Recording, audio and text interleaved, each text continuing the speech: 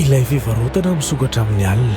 Isaky ny misasa-kalina dia misy fivarotana iray miseho tampoka, fa izay miditra ao dia miova daholo tsy toy ny fahitana azy isan'andro.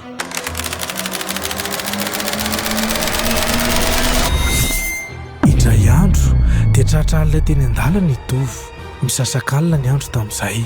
Teny an-dalana nefa taitra tampoka izy fa nahita jiro ny rehatra teo aloha kely ny fidirana teo an-tanàna. Rehefa nanakaiky io jiro io nefa dia fivarotana kely iray no tazana teo. Toy ny tsy mitovy ny fivarotana rehetra nefa ny fijeriny azy. Nieritreritra koa izy fa tsy nisy an'io toerana io teo isan'andro.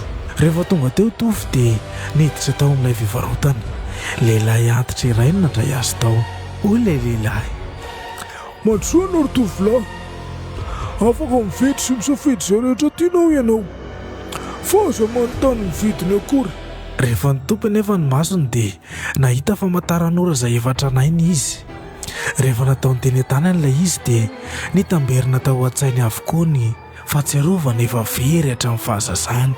Tera-kovitra izy ka nanontany tamin'ny feo mipararetra hoe: "Ohatrino no vidin'ity?" Nitsika ilay mpivarotra ary namaly tsy taitra hoe: "Fotoana iray ny fiainanao izao ihany." Tsy azo nitovy nefa izay zavatra nolazain'ny lehilahy antitra, ka nivoaka amin'ny fivarotana izy ary nandositra. Fa rehefa tonga tao an-trano izy dia tsy fantany akory ny olona rehetra tao an-trano. Nanatona teo amin'ny fitaratra izy. Tsy niendriny nefa no hitany teo amin'ny fitaratra, fa soratra iray no hitany teo hoe: "Misaotra indrindra tamin'ilay fotoana nomenao ahy." Teo vao fantany fa tsy fivarotana tsotra ilay toerany dirany teo.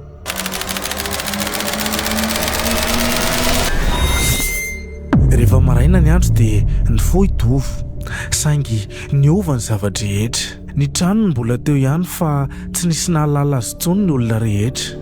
Nijery ny taratasy momba azy izy, saingy inona ny tranga foana daholo ny anarany sy ny sariny. Tamin'io alin'io ihany niverina teo amin'ilay toerana nisy ilay fivarotana izy, kinanjo fa tsy nisy na inona na inona intsony teo. Tsy nionina nefa izy fa mbola nikarikary teo foana ny masony.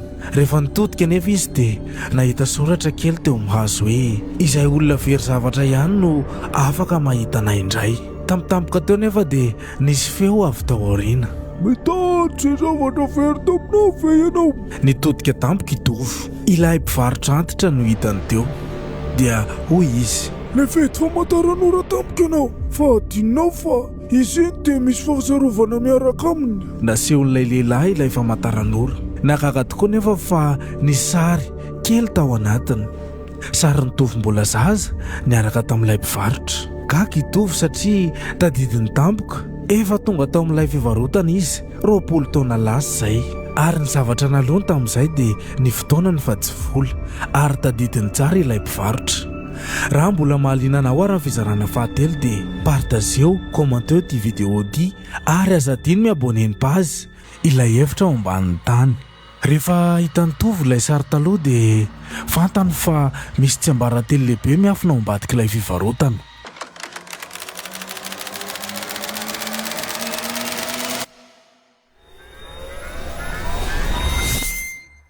Nanaraka ilay mpivarotra tao ambadika ilay fivarotana tovy.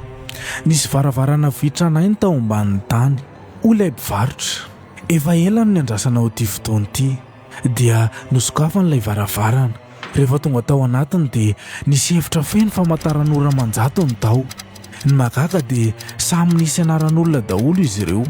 Nanatona ny ray tamin'ireo tovy dia taitra tampoka izy, satria teo amin'ny famantaran'ora iray nisy ny anarany. Nisy soratra teo ambaniny hoe: "Ny andro farany."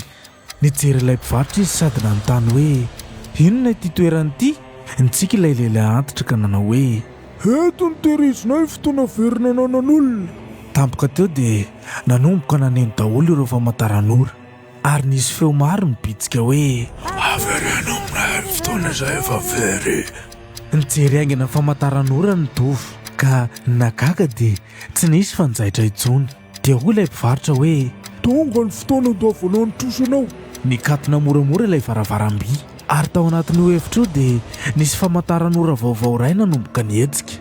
Ny soratra teo dia hoe: "Tovy 00 1 seconde." Raha mbola mahaliana anao ary ny anaraka nytony tantara dia commenteo, partageo ity vidéo ity ary aza adino miabone ny PEJY fa ho zaranay mamaim-pona aminao eto indray ny toy ny tantara.